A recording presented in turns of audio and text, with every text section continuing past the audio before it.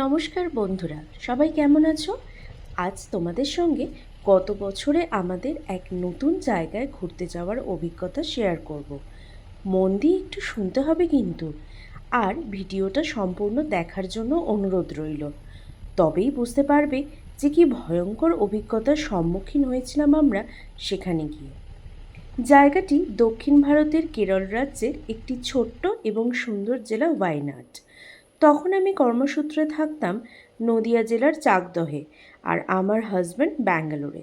তাই আমার স্কুলে গ্রীষ্মের ছুটি পড়ার সঙ্গে সঙ্গেই আমি হাজির হয়ে গিয়েছিলাম ব্যাঙ্গালোরে।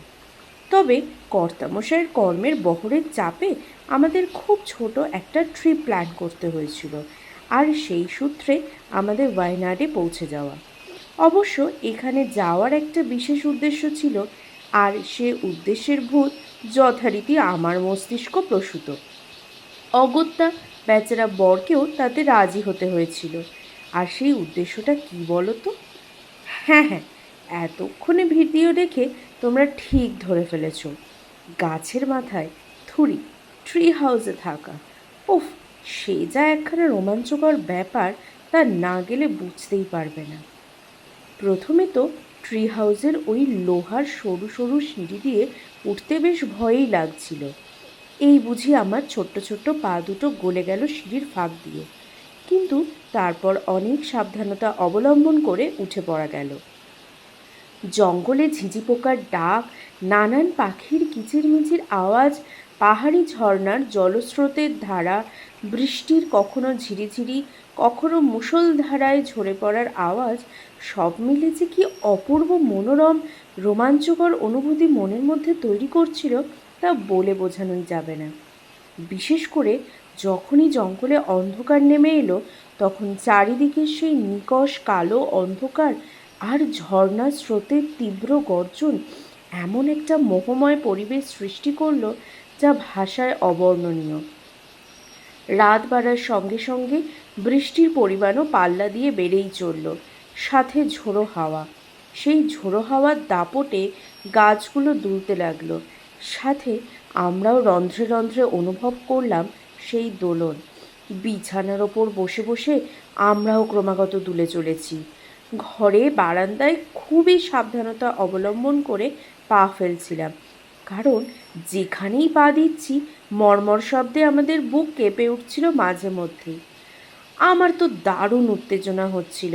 চারিদিকে কেউ কোথাও নেই, ঘুটঘুটে অন্ধকার। তার মাঝে শুধু আমাদের ট্রি হাউসে কয়েকটা নিয়ন রঙের বাতি জ্বলছিল। দুরাত কাটিয়েছিলাম এই ট্রি হাউসে। যে রিসর্টের এই ট্রি হাউস, তারা আমাদের ব্রেকফাস্ট, লাঞ্চ, ডিনার করানোর জন্য জিপ গাড়ি নিয়ে আসতো, কারণ ট্রি হাউসের উপর খাওয়ার কোনো বিশেষ ব্যবস্থা নেই। বেশ কিছু নিয়মকানুন মেনে আমাদের এখানে থাকতে হয়েছিল। তবে হ্যাঁ, যে বিষয়ে আমাদের খুব ভয়ঙ্কর অভিজ্ঞতা হয়েছিল তা হলো জোঁক। বন্য জোঁকের আক্রমণের শিকার হয়ে বেচারা বরকে প্রায়ই রক্তাক্ত হতে হয়েছিল। জোঁকের উৎপাত থেকে বাঁচার উপায় খুঁজে বের করে শেষ পর্যন্ত আমরা সর্বাঙ্গে ডেটল মেখে ঘুরে বেড়াতাম। এ ওষুধ অব্যর্থ। তাই তোমরা কেউ এমন জায়গায় গেলে অবশ্যই বিশেষ সাবধানতা অবলম্বন করে এবং উপযুক্ত ব্যবস্থা নিয়ে তবেই কিন্তু যেও। আজ এই পর্যন্তই। অনেক কথা জমেছিল মনে, বলে ফেললাম। আবার সব কথা ঠিকমতো বলাও হয়ে উঠল না। জানি না তোমরা শুনবে কি না, তবে যদি শোনো জানিও কেমন লাগলো। আর ভিডিওটা অবশ্যই দেখো কিন্তু। ভালো লাগলে একটা লাইক, শেয়ার করে দিও। আর এমন আরও সুন্দর সুন্দর রোমাঞ্চকর অভিজ্ঞতার গল্প শুনতে হলে আমার স্ট্রিট টু সোল চ্যানেলটাকে সাবস্ক্রাইব করে দিও। ভালো থেকো সবাই।